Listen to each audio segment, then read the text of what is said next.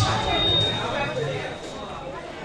গলির মোড়ে একটা গাছ দাঁড়িয়ে, গাছ না গাছের প্রেত ছায়া, আঁকা বাঁকা শুকনো কতকগুলি কাঠের কঙ্কাল, শরীরের দিকে এলোমেলো তুলে দেওয়া, রুক্ষ রিক্ত জীর্ণ, লতা নেই, পাতা নেই, ছায়া নেই, ছাল বাকড় নেই, নেই কোথাও এক আঁচল সবুজে প্রতিশ্রুতি, এক বিন্দু সরসে সম্ভাবনা। সেই পথ দিয়ে জরুরি দরকারে যাচ্ছিলাম ট্যাক্সি করে। ড্রাইভার বললে ওদিকে যাবো না, দেখছেন না ছন্ন ছাড়া কটা বেকার ছোকরা রাস্তার মাঝখানে দাঁড়িয়ে আড্ডা দিচ্ছে, চোমা প্যান্ট, চোখা জুতো, রোখা মেজাজ, ঢোলা কপাল। ওখান দিয়ে গেলেই গাড়ি থামে, লিফট চাইবে, বলবে হাওয়া খাওয়ান। কারা চেনেন না? ওরা বিরাট এক নৈরাজ্যের, এক নেই রাজ্যের বাসিন্দা। ওদের কিছু নেই, ভিটে নেই, ভিত নেই, রীতি নেই, নীতি নেই, আইন নেই, কানুন নেই, বিনয় নেই, ভদ্রতা নেই, শ্রীলতা শালীনতা নেই। ঘেসবেন না ওদের কাছে। কেন নেই? ওরা যে নেই রাজ্যের বাসিন্দে।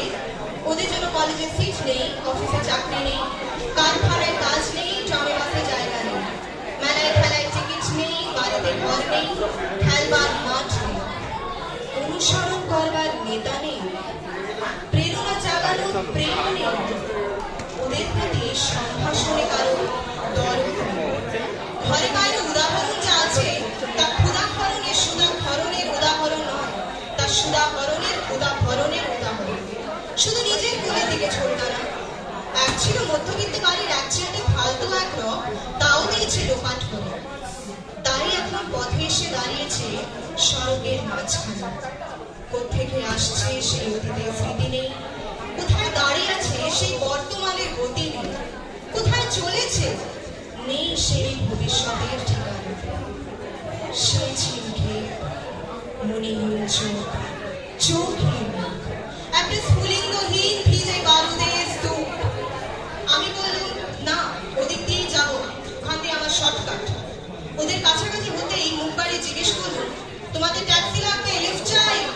আরে এই তো ট্যাক্সি লে ভালো। সোল্লাসে চেঁচিয়ে উঠলো ছোকরারা, সিটি দিয়ে উঠলো, পেয়ে গেছে 4-5 বেগ ভরিয়া। তিনটে ছোকরা উঠে পড়লো ট্যাক্সিতে, একজন ড্রাইভারের পাশে, দুজন পিছনে সিটে। বললুম কত যাবে? এই কাছে দেখতে পাচ্ছেন না ভিড়, সিনেমা না জলসে না, নয় কোনো ফিল্মি তারকার ভোট। আমাদের দলের কয়েকজন একটা গাড়ির পিছে ধাওয়া করেছে, গাড়িটা একটা বেওয়ারিশ লোককে চাপা দিয়ে উঠাও। কে সে?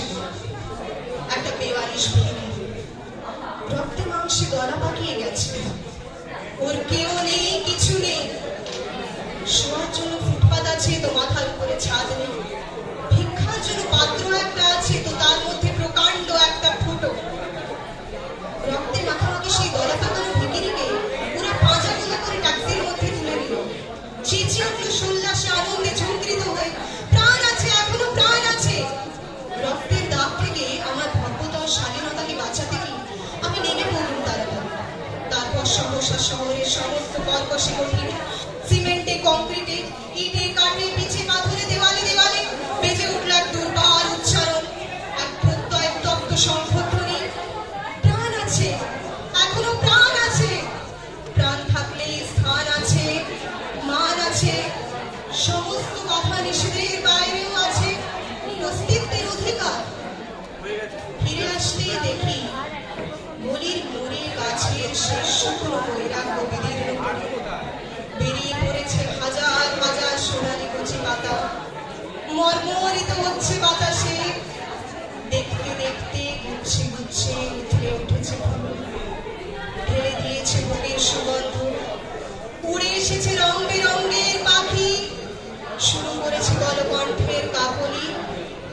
ধীরে ধীরে ঘনপত্র কুঞ্জে ফেলেছে স্নেহার দীর্ঘ ছায়া, যেন কোন শ্যামল আত্মীয়তা।